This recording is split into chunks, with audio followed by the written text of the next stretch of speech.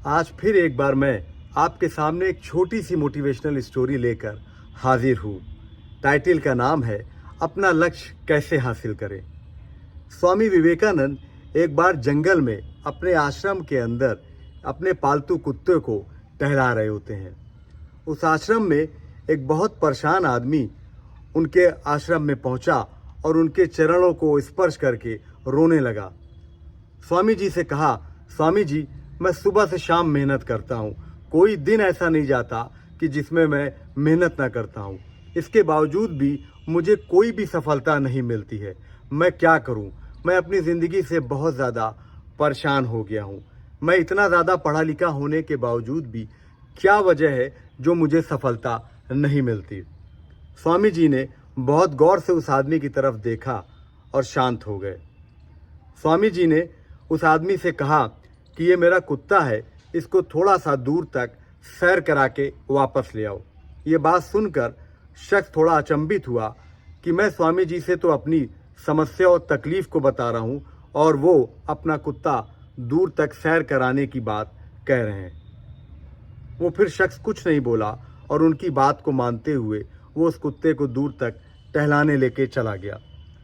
जब थोड़ी देर बाद टहल कर वो आदमी वापस आता है तो स्वामी जी देखते हैं कि उनका कुत्ता बहुत ज़्यादा थका हुआ और हाँफ रहा होता है, लेकिन वहीं वो व्यक्ति बिल्कुल शांत और चुपचाप जैसे गया था वैसे ही तेज उसके माथे पर था और शांत खड़ा हुआ था।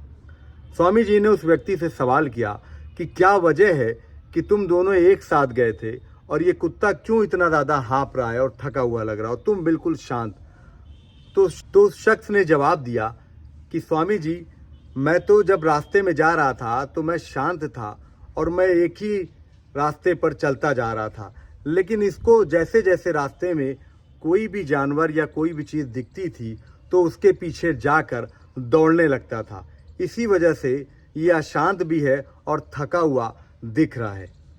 बस जैसे ही ये बात उस शख्स ने बोली, स्वामी जी ने फौरन उसको उत्तर दिया कि यही तुम्हारी दिक्कत है, इसी तरह की तुम्हारी भी प्रॉब्लम है। तो वो शख्स कहता है कि मैं समझ नहीं पाया स्वामी जी, कहना क्या चाहते हैं। तो स्वामी जी ने कहा कि यही बात मैं तुमको समझाना चाहता हूँ एक शख्स, क्योंकि तुम भी अपने लक्ष्य को छोड़कर जितने भी लोगों के पीछे या कहीं ना कहीं तुम अपने मार्ग से भटक रहे हो, इसी वजह से तुमको सफलता नहीं मिल पा रही।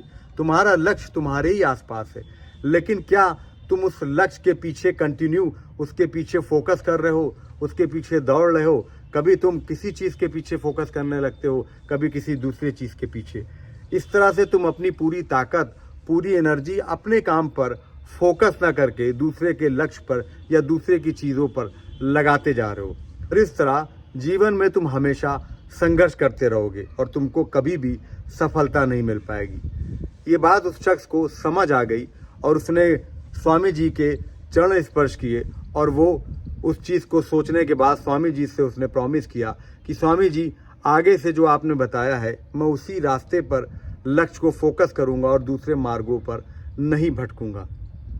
तो मोरल ऑफ द स्टोरी ये है दोस्तों कि हम अपने लक्ष्य को एक बार अगर डिसाइड कर लें तो रास्ते में कितनी भी चीज़ें हमको आए, कभी कभी ये होता है हमारे साथ वाले कोई डॉक्टर बन गया, कोई इंजीनियर बन गया या कोई और भी कंपटीशन की तैयारी या कोई बिजनेस में सक्सेस हो गया, तो फौरन हमारा ध्यान भटक जाता है और हम दूसरे की चीज़ पे आकर्षित होने लगते हैं।